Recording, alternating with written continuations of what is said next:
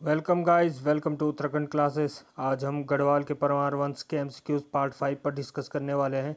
अगर आप हमारे चैनल पर पहली बार आए हैं तो लाइक और सब्सक्राइब अवश्य कीजिएगा। तो चलिए शुरू करते हैं आज का ये वीडियो। पहला प्रश्न है आपके सामने, गढ़वाल राज्य की नींव डालने वाला प्रथम राजा कौन था? अनूप सिंह, अजय पाल, अशोक चल या कल्याण चंद? तो इसका राइट आंसर हो जाएगा आपका अजय पाल।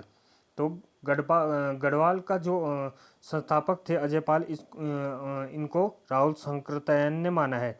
गढ़वाल के संस्थापक अजय पाल किसने माना है? राहुल शंकरतयन ने। और गढ़पाल से इनको किसने संबोधित किया था? पातीराम जी ने इनको संबोधित किया था। 52 गढ़ों को जीतने वाला शासक कौन था?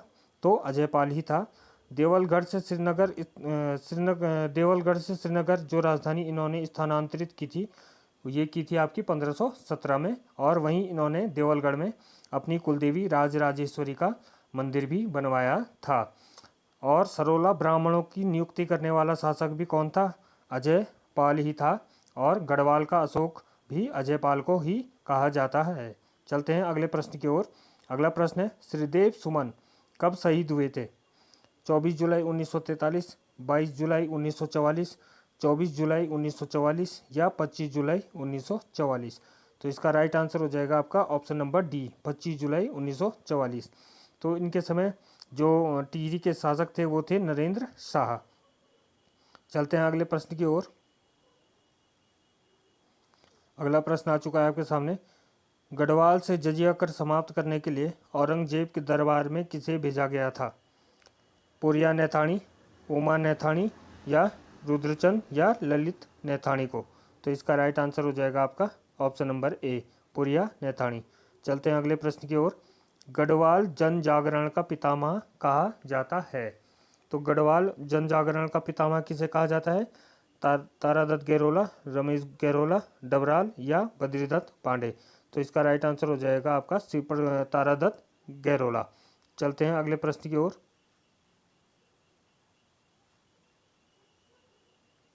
अगला प्रश्न आ चुका है, सर्व संग्रह शास्त्र के लेखक कौन है? तो सर्व संग्रह शास्त्र के लेखक आपके सुदर्शन शाह हैं। चलते हैं अगले क्वेश्चन की ओर। उत्तराखंड का नेपोलियन किसे कहा जाता है?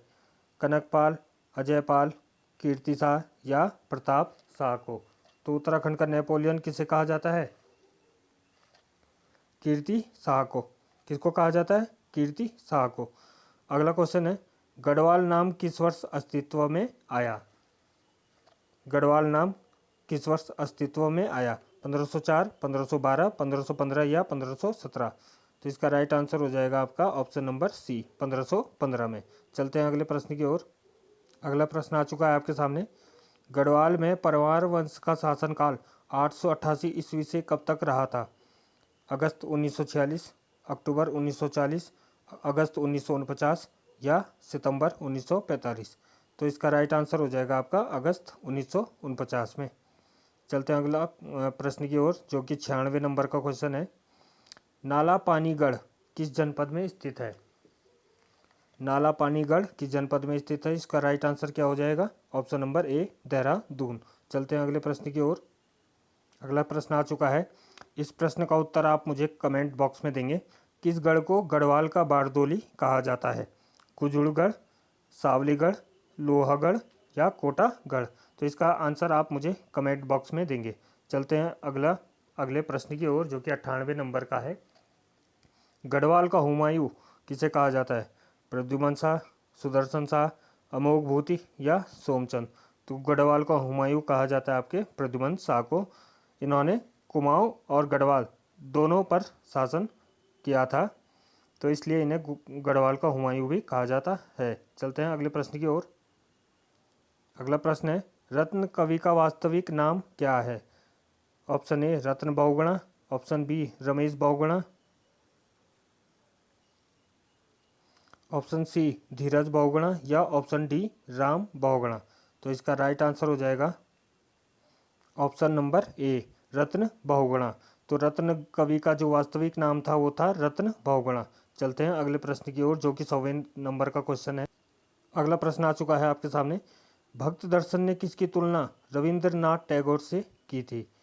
बद्रीदत्त पांडे, तारादत्त गैरोला, गुमानी पंथ या शैलेश मटियानी। तो इसका राइट आंसर हो जाएगा आपका बद्रीदत्त पांडे से। भक्त दर्शन ने रविन्द्रनाथ टैगोर की तुलना, बद्रीदत्त पांडे की तुलना जो की थी आपकी रविन्द्रनाथ टैगोर से की थी। अगला प्रश्न है, सरोला ब्राह्मण प्रथा किसने शुरू की थी? अजयपाल, कनकपाल, सुदर्शन शाह या सोमपाल। तो इसका राइट आंसर हो जाएगा आपका ऑप्शन नंबर ए, अजयपाल। चलते हैं अगले प्रश्न की ओर। अगला प्रश्न आ चुका है, इसका आंसर भी आप मुझे कमेंट बॉक्स में देंगे। गढ़वाल विभाजन कब हुआ? 1815, 1814, 1817 या 1804।